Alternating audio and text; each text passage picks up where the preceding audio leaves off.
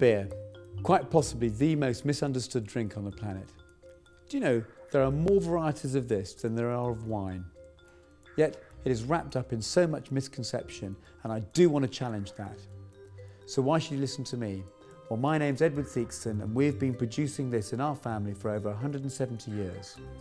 You might think I know everything about beer, but I don't. But I do want to find out. So here we have the start of our brewing process. We've got the farmer's grains in front of us. They've been through the magic of the maltsters.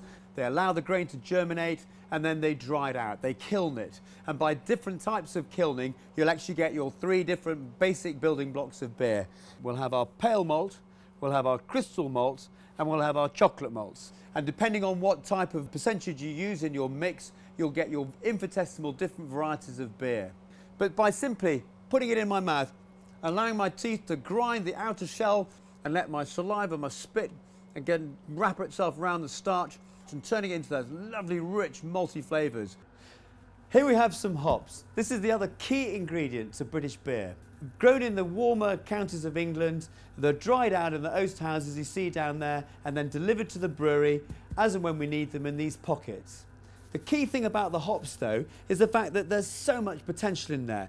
It doesn't smell a great deal at the moment, but if I was to rub it together, I unlock an extraordinary explosion of flavours and lemongrass, and you can see the oils coming out that add to beer to make a classic British pint of beer.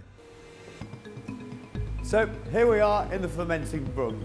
This is where we've got this beautiful, sweet, spicy liquid. It's been cooled down and now down to 15 degrees. And this is where we introduce the yeast. All they're doing is multiplying rapidly.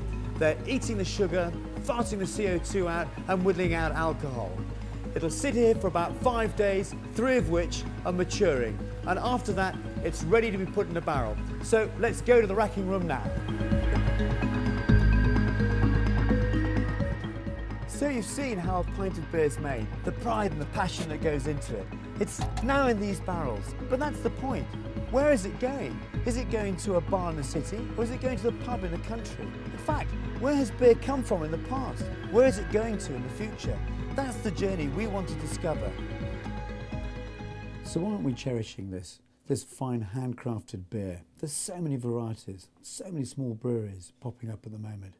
And then also you think about all the towns and cities where lager's been drunk. What's causing that?